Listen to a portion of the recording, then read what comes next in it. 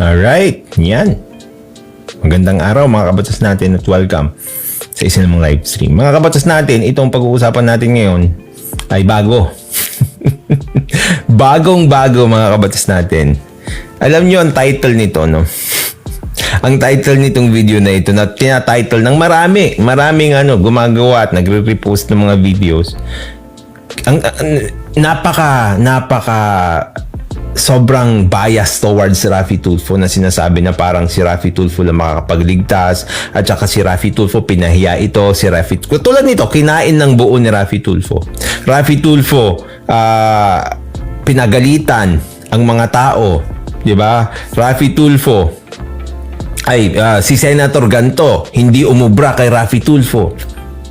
Yun ang linalabas nilang title kasi pag titignan mo naman lahat, no? Dito sa mga videos ni Raffy Tulfo na lumalabas sa Senado na kinaka-copy-paste na nga ng ibang tao,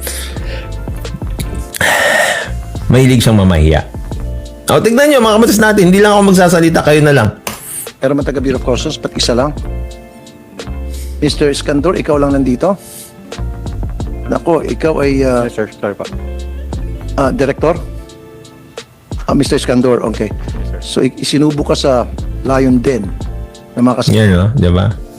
Isinubo ka sa Lion's Den, dapat hindi Lion Den. Lion Den, ano yun? Lion's Den ng iyong mga kasama, sabi niya. Kasi it's given na mga kabatas natin na kapag humarap ka kay Raffy Tulfo, mapapahiya ka. Diba? Nasaan ka man. Except pag ikaw yung nagre-reklamo. Pero pag ikaw nagre-reklamo, mapapahiya ka pa rin kasi pag sumagot yung inirereklamo, ipapahiya ka rin yung inirereklamo. Kasi syempre, labasan ng baho yung Raffy Tulfo in action eh.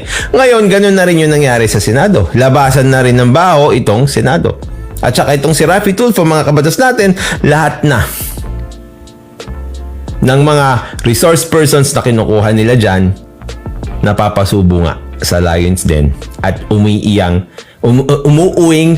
luhaan at napahiya. Diba? Gusto ko itong sinabi ni Allen, one-man panel team. Yun kasi mga kabatas natin eh. Alam nyo, it's not fair. Hindi fair itong ginagawa ni Raffy Tulfo. Bakit? Kasi dahil sa prina-prime niya na o riniredy niya na yung mga tao na mag-antay kayo, ipapahiya ko tong taong ito dahil sa mga sinasabi niya na ganyan, sinubo ka sa Lions Den. Ang mangyayari naman kasi pag sinubo ka sa Lions Den, di ba? Alam naman natin na yung mga leon, mga kabatas natin, nanlalapa ng tao yun.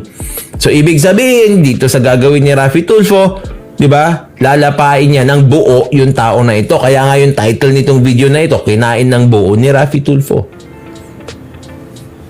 Di ba? Ngayon, mga kabatas natin, ang gusto kong puntuhin dito, may nagagawa bang solusyon? Yung mga pamamahiya ni Raffy Tulfo sa Senado, yung mga pamamahiya niya sa mga resource persons, mga kabatas natin, solusyon ba ang naidudulot nito? Ang tanong lang naman, ang sagot lang naman dyan ay meron o wala. May solusyon bang naiaampag si Raffy Tulfo? Wala. In fact, mga kabatas natin, most of the time, kapag siya ay nanggigisa o kaya kumakain ng buo ng mga tao sa Senado, di ba? Yung mga facts na nagre-relayan niya, eh hindi pa kumpleto. Di ba? Ito, sige, ito, request ni ko na Omaru. Ito, syempre, pareho sa mga kabatas natin na Tulfonatics. I-press 1 nyo kung walang solusyon na nangyayari dito sa ginagawa niya kahit gaano nyo man niya pahiya o kagalitan yung mga resource persons dito. Press 2 naman kung may nangyayaring solusyon o pagbabago. Paano mo masusolusyonan yung mga ganyan? Most of the time, you need to file a case in court. Diba? Doon sa mga tao na lumalabis doon sa kanilang tungkulin o hindi gumagawa ng kanilang tungkulin. Kasi pag hindi mo naman kakasuhan yung mga yan, nandiyan pa rin naman sila. Pagkatapos ng Senate hearing, ano na? Diba? At saka mga kabatas natin, syempre, kung meron naman nangyayari, press 2. O, kung may alam kayo, press 2 nyo na yan, tapos sabihin nyo kung ano yung nangyaring maganda. So far, ha? Diba? So far. Tignan nyo, puro 1. O may 2. Ito, gusto ko baka nagtutroll lang ito eh. Ito si Angelo. O ano yung nasolusyonan natin doon sa ginawa ni Raffy Tulfo? Magbanggit naman kayo. Kahit siguro umpisaan natin doon sa sa Dole, NLRC. 'Di ba? Sobrang galit ni Raffy Tulfo doon.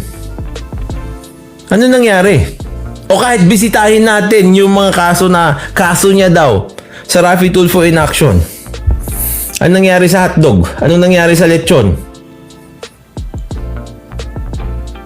Oh. Anong nangyari doon sa mga kaso na sinabi nila na ipa-file nila?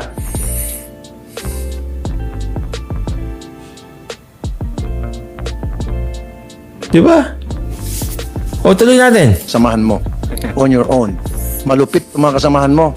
Hindi nga, pinasahan ka. Torture itong Yan mga kabatas natin. Sasabihin pa niya, mga kabatas natin, na yung mga kasamahan niya daw yung malupit at pinarusahan siya, samantalang ang malupit at magpaparusa sa kanya ay si Raffy Tulfo.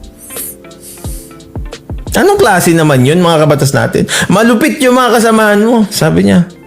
Pero, tapos pinarusahan ka. Eh, sino naman nagparusa sa kanya? Ikaw naman. Bakit ganon? ginagawa sa iyo. You should not, as far as I'm concerned, you should not be here. You're not the person that I need to talk to about this matter. Yes, sir. Oh, you're not the person, pero paparusahan mo pa rin. Eh kasi kailangan ng content. Eh hindi pala content dito. Grandstanding. Diba? Bakit nandyan ba yung mga kasama niya para parusahan siya o ikaw lang yung nandyan na nagparusa sa kanya? Diba? Really? Tapos akala mo sincere na sincere. No, really. Paparusahan ka. Ininsulto nga nila. It's not me. Kasi sabi niya, iniinsulto ka nila. It's not me. Tapos yung mga Tulfo Natics, oo nga, ang nag-iinsulto dyan. Yung tawagin mong inutil, yung sabihan mong mag-resign, yung mga tao, sabihin mong hindi nila ginagawa yung trabaho nila. It's not you. Tapos yung mga Tulfo, oo, hindi si Senator Raffy yung gumagawa ng ganon. Narinig niyo yun? It's not me. Hindi ako nag-iimbento. ininsulto nga nila. It's not me. Kasi gigisahin ko sila rito. And nga nila. It's not me. Kasi gigisahin ko sila rito. And then magkakaroon ng hearing after this. Come what may magigisa sila. And next, It's not me daw. Pero siya yung manggigisa. Tapos naniniwala yung mga Tulfo Natics, no? Hindi kasalanan ni Raffy Tulfo yan. next time, ang gusto ko makita, yung pinaka-boss mo, yung commissioner. Diba? Kinakawawa ka nila dito. Now, Di ba? Kinakawawa ka nila dito. Samantalang siya naman yung nangangawawa dun sa mga tao. Ito lang ang request ko, mga kabatas natin. No? At dito natin tatapusin itong live stream na ito. Ang ano ko lang, no? Ang pakiusap ko lang sana. Okay lang magkaroon ng tanungan. Okay lang magganyanan, Raffy Tulfo. Ang gusto ko lang sana naman magkaroon ng tamang procedure. Doon sa Senado, lalo na kapag itong si Raffy Tulfo ang nagka-grandstanding. Bakit? Para magkaroon naman ng tamang pagkakataon para sumagot yung mga taong ito. Kasi every time na makakasagot sila, babarahin mo, tapos sasabihin mo, I know. Ayaw mo na silang pagsalitahin kasi mapapahiya ka na mali-mali yung sinasabi mo, babarahin mo na sila ng, I know, regardless.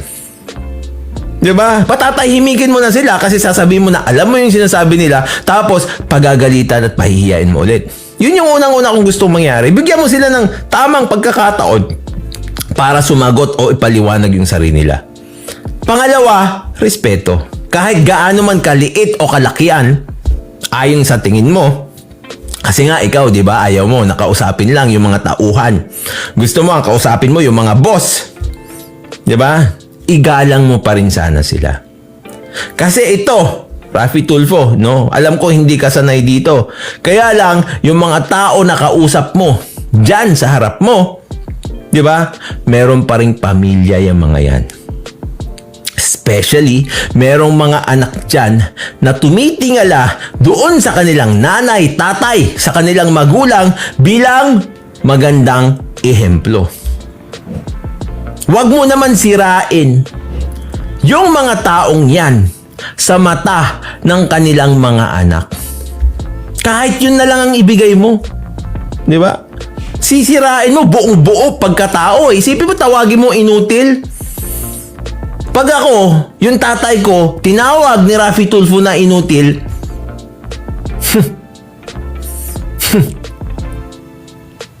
Dalawang oras ang bawat live stream natin tungkol sa'yo. Diba? Those people came there, no? Pumunta yung mga tao yan. Ang malaking parte dyan, courtesy. Paggalang sa Senado. Hindi necessarily sa'yo, Raffy Tulfo. Tandaan mo yan. Naluklok ka dyan. Diba? Pero it does not necessarily mean na dahil pumunta sila dyan at napatawag mo, iyan na yung kabuuan ng kanilang trabaho at ikaw na yung kanilang boss. At tandaan mo rin, hindi mo alam kung anong ginagawa nila 24/7. Kaya nga kailangan natin ng due process bago tayo humusga. Bakit? Para marinig ang bawat anggulo. Pero kapag ikaw lang at kung ano lang ang naisip mo, ang lagi nating susundin, sana magtayo na lang kayo ng ibang bansa. Ikaw ang maging presidente, isama mo lahat ng Tulfonatics. Tapos doon, tanggalin nyo ang due process. Ikaw lahat ang gagawa. Ikaw ang may alam ng tama at mali. Di ba? Tapos lahat kayo magpalakpakan kung meron kayong pinapahiya. Lahat kayo magsama-sama. Manood kayo ng Raffy Tulfo in action lagi. 24/7 mo na rin yung Raffy Tulfo in action mo. Di ba? Kasi mga kabatas natin, as far as batas natin is concerned, no? Hindi Raffy Tulfo in action ng Pilipinas. Sa Pilipinas, dapat may due process. At kahit pinapalakpakan ka ng 25 million, hindi ibig sabihin tama yung ginagawa mong pamamahiya sa Senado.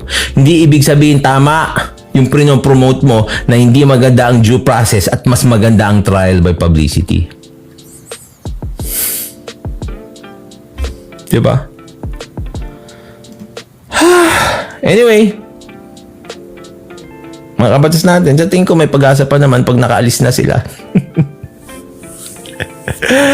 Ay nako, that will be the day. No? Joke ko lang yun, syempre. Hindi naman sila makakaalis, magpapatay ng sarili ng bansa. Pero pag may chance, ba't di nyo gawin? Ay nako, mga kabatas natin, matulog po tayo na mahimbing dahil alam natin na natutulog na mahimbing, siya yung laging panalo. Paalam pa pansamantala.